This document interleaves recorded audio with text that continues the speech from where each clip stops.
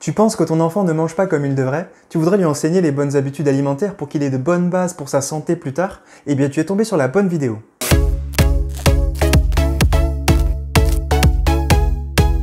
Salut, c'est Christophe. Bienvenue, je suis très heureux de te retrouver pour cette nouvelle vidéo. Avant de commencer, je tiens à m'excuser pour ne pas avoir publié cette vidéo un dimanche comme d'habitude, mais je trouve qu'en ce moment c'est les vacances scolaires et j'ai mes enfants à la maison, ce qui a quelque peu modifié mon organisation.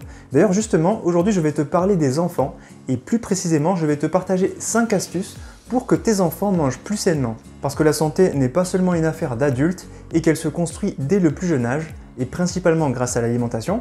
Du coup, c'est important de donner des habitudes saines à tes enfants pour préserver leur capital santé. En tant que parent, tu sais qu'il n'est pas toujours facile de leur faire comprendre l'importance d'une alimentation saine et il faut parfois ruser pour que le repas reste équilibré et leur amène tous les nutriments dont ils ont besoin. D'ailleurs, tu pourras certainement appliquer ces conseils à toi-même parce qu'on est aussi des grands enfants et on oublie malheureusement parfois que la base d'une santé optimale, ça reste une alimentation de qualité. Comment amener tes enfants à manger moins de gâteaux, de bonbons, de chips, boire moins de soda et manger à la place plus de fruits, plus de légumes et d'autres aliments de qualité.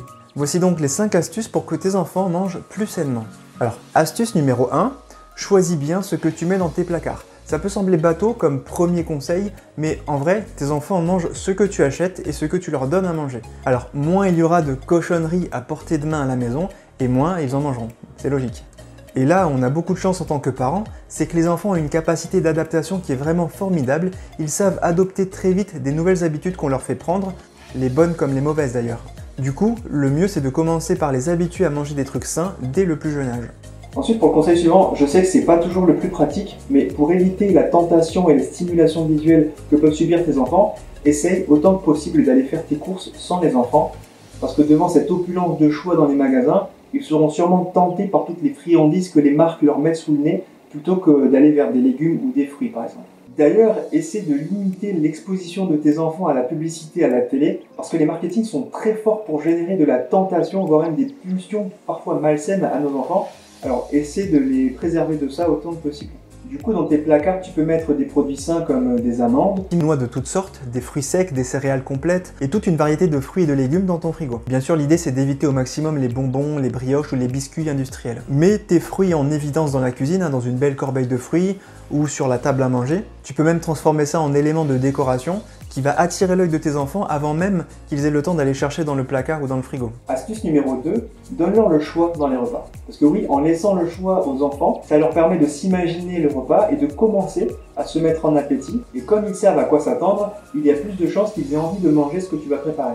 Et surtout, ça leur évitera de penser tout de suite aux réflexes faciles comme les traditionnelles pâtes, les frites, les pizzas ou la purée. Je dis pas qu'il faut pas du tout leur en donner, mais pas à tous les repas. Propose à tes enfants 2 ou 3 choix en présentant de manière agréable, façon restaurant avec une touche d'humour. Tu verras, ça marche à tous les coups.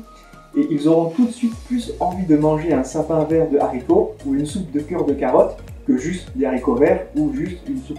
Alors s'il y a des aliments qu'ils n'aiment pas, surtout n'abandonne pas cet aliment et continue à lui présenter une autre fois. Sous une autre forme peut-être, en changeant la présentation, parce que les enfants ont parfois besoin de plusieurs tentatives avant de se sentir attirés par des aliments nouveaux.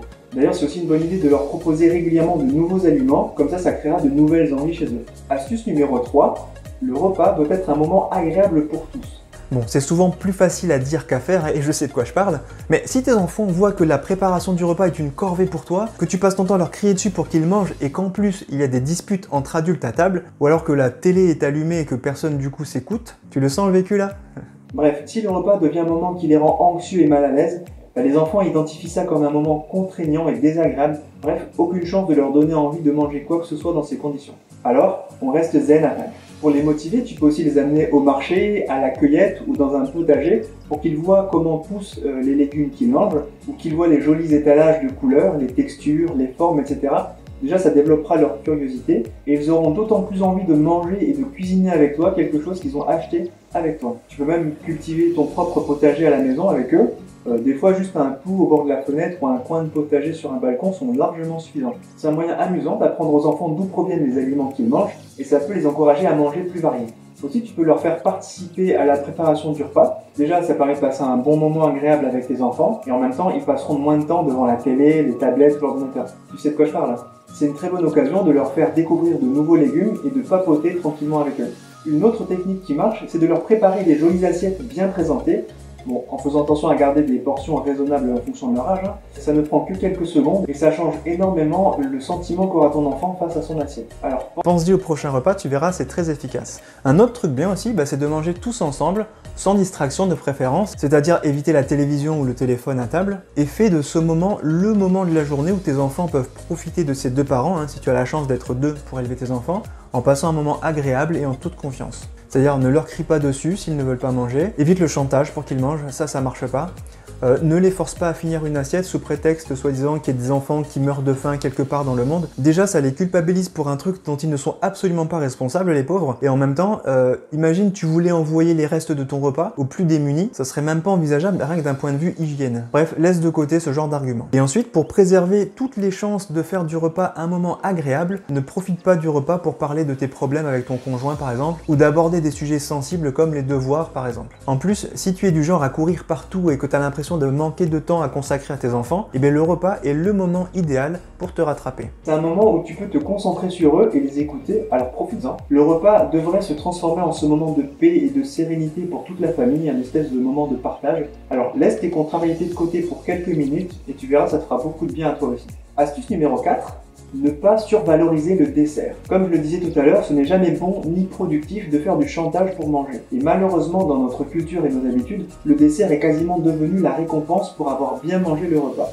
Déjà, le dessert n'est absolument pas obligatoire, c'est pas forcément une bonne habitude d'en manger à tous les repas. On a trop souvent tendance à se gaver de produits laitiers et ultra sucrés à la fin de nos repas. Déjà, c'est pas top pour la digestion ni pour la santé des intestins, que ce soit pour tes enfants ou pour toi d'ailleurs. Par exemple, manger du fromage et du dessert à la fin du repas est très typique à notre culture. Parce que dans plein d'autres pays, ce n'est pas du tout le cas. Par exemple, au Mexique, un hasard, qui pourtant savent faire d'excellentes pâtisseries, eh bien on ne mange jamais de dessert à la fin du repas. Sauf bien sûr si c'est un anniversaire ou une fête en particulier, et ils mangent encore moins de fromage. Après, si par habitude tes enfants ont besoin d'une touche sucrée après le repas, tu peux leur proposer un fruit, voire même un carré de chocolat, noir de préférence, mais attention à la théobromine qu'il contient qui est un excitant, mais bon, pas d'inquiétude, dans un carré il y en a très peu, moins de 60 mg, donc pas de souci à se faire tant qu'on n'abuse pas. D'ailleurs, tu peux essayer d'instaurer cette habitude de ne pas prendre de dessert à chaque repas, et surtout, n'en fais pas une récompense. Le repas en lui-même est une récompense, c'est un moment de plaisir, donc pas besoin de sucrer ou de laitage pour être plus satisfait. Réserve peut-être les desserts pour les week-ends par exemple, et pour les fêtes, ça n'en sera que plus appréciable. Et tu verras en plus, abandonner les desserts, ça te fera faire de belles économies. D'ailleurs, pour t'en rendre compte, je te propose de faire cet exercice, d'additionner le coût de tous les desserts sucrés que tu achètes pour tous les repas de la semaine. Et tu pourras même utiliser ces économies pour acheter des fruits et des légumes en plus grande quantité et voire même de meilleure qualité. Astuce numéro 5, ajoute des fruits et des légumes un peu partout. C'est dans les fruits et légumes qu'on retrouve la plus grande part de vitamines et de minéraux dont le corps a besoin pour bien fonctionner. On y retrouve aussi les glucides de qualité. Pour rappel, les glucides sont la principale source d'énergie pour le corps et représentent plus de 55% de l'apport journalier recommandé. D'ailleurs, tu peux alterner fruits et légumes crus et cuits pour couvrir au mieux les besoins de chacun. Donc, essaye d'en rajouter le plus possible dans tout ce que tu donnes à manger à tes enfants et même toi, tu en profiteras. Pour ce qui est des boissons, tu peux remplacer les sirops et les sodas que les enfants adorent en général par des eaux infusées avec des fruits. Tu verras, ça les amuse et en plus ils en boivent volontiers. Et c'est encore mieux quand ils ont participé eux-mêmes à la préparation de cette boisson. D'ailleurs, j'en profite, l'hydratation est très importante, même chez les enfants. Il faut proposer le plus souvent possible de l'eau à tes enfants et de temps en temps pour le plaisir, un petit jus de fruits ou une autre boisson sucrée. Pour le petit déjeuner, ajoute des fruits de toutes sortes plutôt que les gâteaux, les brioches ou les céréales trop sucrées. Pareil pour le goûter, tu peux leur proposer des mélanges de noix et de fruits secs ou alors des fruits à croquer tout simplement, directement. Éventuellement des smoothies bien colorés qui donnent bien envie aux enfants. Moi, de temps en temps, je rajoute des amandes dans la boîte à goûter de mes enfants en leur disant que ça fait baisser l'index glycémique de leur goûter et du coup ça les motive à les manger parce qu'ils savent que grâce à ça, ils auront droit à un goûter un peu plus sucré que d'habitude. Une autre astuce pour faire manger plus de légumes à tes enfants, ça peut être de fabriquer toi-même des chips de légumes. Ça fait un moment de gourmandise à partager en famille, sachant que c'est bon pour la santé. Donc voilà pour les 5 astuces que je voulais te partager pour aider tes enfants à mieux manger. Après, ces changements ne se feront pas du jour au lendemain, il faut y aller petit à petit, il te faudra de la patience. Et d'ailleurs, si tu as d'autres astuces, dis-moi en commentaire quelles sont tes techniques pour faire manger plus de légumes et de fruits à tes enfants. Et une chose importante que tu dois garder à l'esprit, c'est que tu es le premier exemple de tes enfants, y compris pour ce qui est de l'alimentation. Donc, Si tu souhaites que tes enfants mangent plus sainement, il faudra peut-être que toi aussi tu te rééduques à manger sainement. Et justement, sur cette chaîne, je t'apprends à comprendre l'impact de ce que tu manges sur ta santé pour t'aider à retrouver une alimentation saine que tu pourras mettre en place pour toi-même et aussi partager aux personnes autour de toi. Alors si ce n'est pas encore fait, abonne-toi à ma chaîne en cliquant sur la petite cloche pour être bien sûr de ne pas rater mes prochaines vidéos. Merci d'avoir regardé cette vidéo, j'espère que tu as appris des choses et que ça t'a motivé pour changer les habitudes de la maison pour que tes enfants et toi-même mangent plus sainement. Si c'est le cas, mets-moi un pouce bleu, ça me fait toujours plaisir. Moi, je te dis à la semaine prochaine pour une nouvelle vidéo. D'ici là, prends soin de toi. Ciao, ciao!